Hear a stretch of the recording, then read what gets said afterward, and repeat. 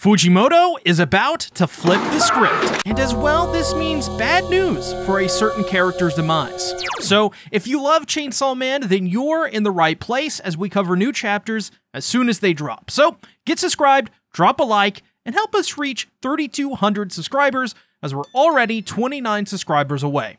Let's get into it. So the chapter picks up with Public Safety announcing that they now are in control of the Chainsaw Man Church affiliated facilities in Tokyo, Kanegawa, Fukuoka, and Osaka, seizing their cache of weapons. They also bring up that there are miners with illegal contracts and that they will be interning them in the Devil Control Center.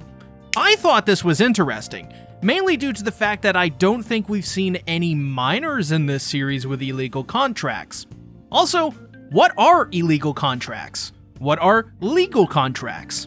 Is it, say, legal to have Aki contract the Future Devil because it was, in a way, regulated? As well, does this mean that Asa Mitaka contracting Yoru was illegal because it wasn't regulated by Public Safety? I'd like to hear your thoughts on this in the comments, but logically, I'd guess it'd have to be a situation where illegal contracts aren't regulated by Public Safety as a middleman. So they decide to form a victims group and bring them to the media while crying, and this is no doubt in a way to spread, in lack of a better term, Public Safety propaganda. However, things get really interesting when he authorizes the capture of Asa Mitaka, because after all, she is the poster girl of the Chainsaw Man Church. And what's even more interesting is that this man had hoped Asa would have turned Chainsaw Man into a weapon. To which I have to say, why? Not that it doesn't make sense, but Chainsaw Man is pretty powerful, no? He's also not exactly out here transforming into Chainsaw Man and destroying things right now either, so why not just continue to work with him? I don't know. Another nice detail though is that there is a person in Public Safety where their entire job is to just give devils names because, well, yeah, they need names. The man is then asked what they think the Chainsaw Man Church wanted, and he surmises that it must be because they wanted to play at being Chainsaw Man. Which then this leads to the arrest of Barum for arms trafficking and furnishing devil contracts with minors. But what I found most intriguing here is that Fumiko asks him to join Public Safety, as she confirms that Katana and Quan Chi are officially part of the organization now. Also, neat detail, Fumiko calls Quan Chi Bo here, in case you're confused.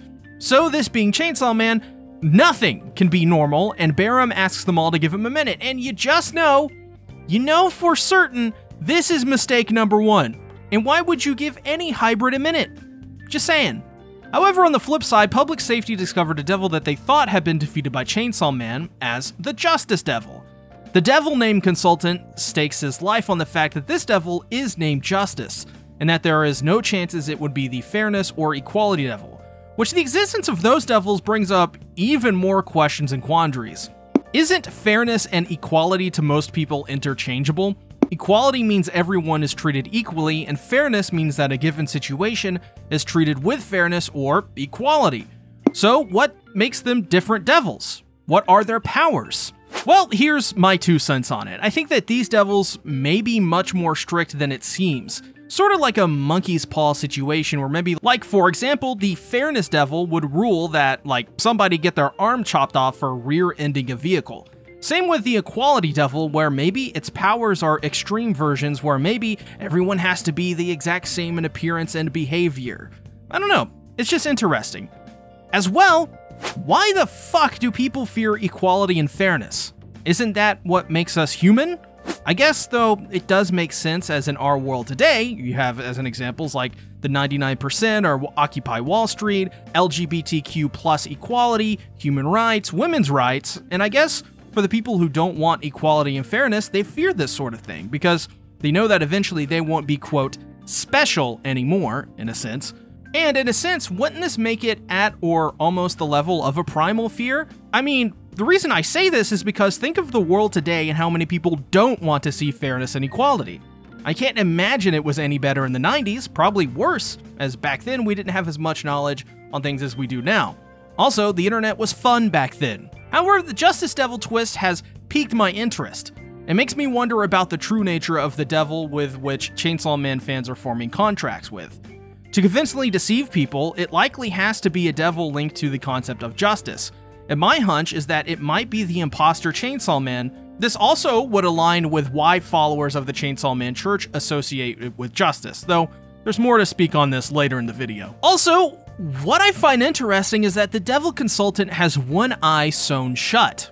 Immediately this makes him stand out because, well, how did he lose that eye? Did it come from his contracted devil, and is he able to identify a devil's name to the degree he is because of that contracted devil? This reminds me of the Assess materia in Final Fantasy VII. If you're not familiar, then please, for the love of God, do go and play Final Fantasy VII.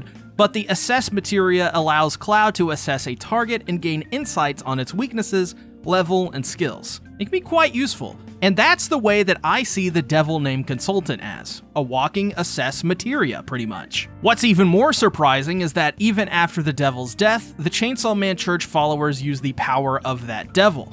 The man also brings up that Special Division 4 killed a follower who used it, and remember Special Division 4? You should, because that was the classic group with Denchi, Power, Himeno, Aki, etc, etc, etc. Now to be fair, he didn't say Special Division 4, he said Division 4. So these could be different things, but I thought it was really cool they bring them up here, but also at the same time, so sad. Petition to bring back Power, anyone? However, more importantly is that through this information, they're able to divulge that they never made a contract with the Justice Devil at all, and that this must have been a fake. And remember, fake Chainsaw Man? Something is brewing in this series, and I feel as if Fujimoto is about to flip the script on us and reveal something pretty insane here pretty soon. And my guess that it also could tie into Fami, because Fami has some kind of association with justice, as we know. So once again, all signs point toward Fami, one of the most mysterious and interesting characters in Chainsaw Man Part 2 so far. While all of this is going down, we see Asa, who is watching the events unfold on her TV. By the way, we need to bring back CRTs and VHS tapes. Those were the times. Asa, of course, is quite perplexed at what the Chainsaw Man Church is doing, probably out of sheer confusion, mostly because she was enjoying her 15 minutes of fame. Almost at the same time, a knock on her door asking for the War Devil to get on the ground with their hands behind their head, which you gotta think that with such a powerful devil like the War Devil that they'd, skip the formalities and go straight in and just drop Yoru. So Asa, well, she had a plan this entire time if something like this happened to turn this apartment, yes, the entire apartment, into a weapon, as Room 606 belongs to her, allowing Yoru to control her body afterwards as well. Yoru took the words right out of my mouth in this scene though, as she tells Asa she's become wild, especially comparing to after they first met, which Asa blames Yoru on that, which I think is honestly totally fair. And I gotta say, I like this more badass, take no gruff Asa Mitaka. She's just kind of badass now in a sense, coming up with this plan to turn her apartment into a weapon and all. I mean, it's just badass. And when you think about how different Asa has become from going from this depressed teenager who died in a miserable fashion to contracting the War Devil and getting wrapped up in all this devil stuff, it's quite interesting. I also dare say that Fujimoto is drawing Asa a little bit more sharp now too, which makes her look more mature in my eyes.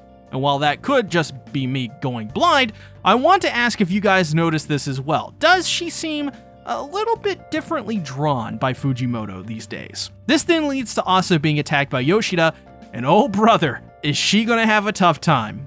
Because remember, Yoshida was able to last against Quan Chi for 5 minutes, give or take. That's Quan Chi. This is Asa. And while I love Asa's badass glow-up, that doesn't mean that she is capable to fight Yoshida at this stage, especially missing an arm. However, on the flip side, as Barem is taken in for arrest, he starts to sing Kumbaya? Why? I have no idea, but this clearly is leading into Barem going apeshit. I mean, it has to. So Denji, witnessing all of this, is just like, alright, Nayata, time to go home. All the while, Asa gets her arm chopped off by Yoshida to Kumbaya. I mean, this was crazy. This was a neat little chapter, and it's pretty clear that Fujimoto is trying to get that slow cook going on for as long as he can, and I don't blame him for doing that, because I feel that it's all coming together and the action is starting to ramp up in all the right places. I've heard some people call this arc the edging arc, which I hope Fujimoto actually does make this the name of, because it's pretty accurate. I feel like Yoshida versus Asa is going to be a really good fight, if it is one, because Asa is going to have to buck up if she wants to take down Yoshida and survive. And this is why Yoru is going to be so important for her, because she won't be able to take down Yoshida at this stage alone, And now with only one arm down, I can't imagine this fight is exactly in her favor. As well, cue the sad music. A moment of prayer for all the Rize bros out there. We still have gotten no confirmation that Rize is alive, and Fumiko only mentioned Bo, aka Quan Chi, and Katana Man. No bombs or Rize? So maybe this is the final video I mispronounce her name. To some, that would be heavenly. So, here we go. This is for you, Ray-Z, Raze, Rez, Raz, Riz, Rezi, Rake, Richard, Reze, and of course, Grandmaster Reze.